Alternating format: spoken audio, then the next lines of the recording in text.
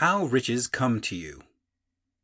When I say that you do not have to drive sharp bargains, I do not mean that you do not have to drive any bargains at all, or that you are above the necessity for having any dealings with your fellow men. I mean that you will not need to deal with them unfairly. You do not have to get something for nothing, but can give to every man more than you take from him. You cannot give every man more in cash market value than you take from him, but you can give him more in use value than the cash value of the thing you take from him. The paper, ink, and other material in this book may not be worth the money you paid for it. But if the ideas suggested by it bring you thousands of dollars, you have not been wronged by those who sold it to you. They have given you a great use value for a small cash value. Let us suppose that I own a picture by one of the great artists, which, in any civilized community, is worth thousands of dollars. I take it to Baffin Bay, and by salesmanship induce an Eskimo to give a bundle of furs worth $500 for it. I have really wronged him, for he has no use for the picture. It has no use value to him. It will not add to his life. But suppose I give him a gun worth $50 for his furs. Then he has made a good bargain. He has use for the gun. It will get him many more furs and much food. It will add to his life in every way. It will make him rich. When you rise from the competitive to the creative plane, you can scan your business transactions very strictly. And if you are selling any man anything which does not add more to his life than the thing he gives you in exchange, you can afford to stop it. You do not have to beat anybody in business. And if you are in a business which does beat people, get out of it at once. Give every man more in use value than you take from him in cash value. Then you are adding to the life of the world by every business transaction. If you have people working for you, you must take from them more in cash value than you pay them in wages. But you can so organize your business that it will be filled with the principle of advancement, and so that each employee who wishes to do so may advance a little every day. You can make your business do for your employees what this book is doing for you. You can so conduct your business that it will be a sort of ladder by which every employee who will take the trouble may climb to riches himself. And, given the opportunity, if he will not do so, it is not your fault. And finally, because you are to cause the creation of your riches from formless substance which permeates all your environment, it does not follow that they are to take shape from the atmosphere and come into being before your eyes. If you want a sewing machine, for instance, I do not mean to tell you that you are to impress the thought of a sewing machine on thinking substance until the machine is formed without hands, in the room where you sit, or elsewhere. But if you want a sewing machine, hold the mental image of it with the most positive certainty that it is being made, or is on its way to you. After once forming the thought, have the most absolute and unquestioning faith that the sewing machine is coming. Never think of it or speak of it in any other way than as being sure to arrive. Claim it as already yours. It will be brought to you by the power of the supreme intelligence acting upon the minds of men.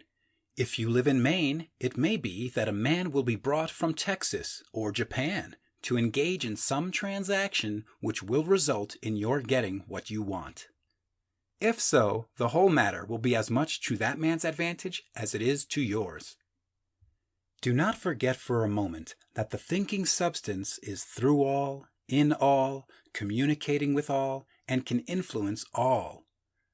The desire of thinking substance for fuller life and better living has caused the creation of all the sewing machines already made, and it can cause the creation of millions more, and will, whenever men set it in motion by desire and faith, and by acting in a certain way.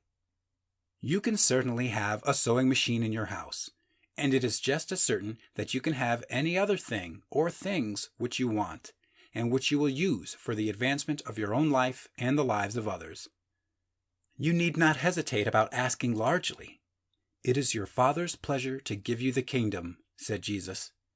Original substance wants to live all that is possible in you, and wants you to have all that you can or will use for the living of the most abundant life. If you fix upon your consciousness the fact that the desire you feel for the possession of riches is one with the desire of omnipotence for more complete expression, your faith becomes invincible. Once I saw a little boy sitting at a piano and vainly trying to bring harmony out of the keys, and I saw that he was grieved and provoked by his inability to play real music. I asked him the cause of his vexation, and he answered, "I can feel the music in me, but I can't make my hands go right." The music in him was the urge of original substance containing all the possibilities of all life. All that there is of music was seeking expression through the child. God, the one substance, is trying to live and do and enjoy things through humanity. He is saying, "I want hands to build wonderful structures, to play divine harmonies, to paint glorious pictures. I want feet to run my errands, eyes to see my beauties, tongues to tell mighty truths and to sing marvelous songs," and so on. All that there is of possibility is seeking expression through men. God wants those who can play music to have pianos and every other instrument, and to have the means to cultivate their talents to the fullest extent. He wants those who can appreciate beauty to be able to surround themselves with beautiful things. He wants those who can discern truth to have every opportunity to travel and observe. He wants those who can appreciate dress to be beautifully clothed, and those who can appreciate good food to be luxuriously fed. He wants all these things because it is himself that enjoys and appreciates them. It is God who wants to play and sing and enjoy beauty and proclaim truth and wear fine clothes and eat good foods. "It is God that worketh in you to will and to do," said Paul. The desire you feel for riches is the infinite, seeking to express himself in you as he sought to find expression in the little boy at the piano. So you need not hesitate to ask largely. Your part is to focalize and express the desires of God. This is a difficult point with most people. They retained something of the old idea that poverty and self-sacrifice are pleasing to God. They look upon poverty as a part of the plan, a necessity of nature.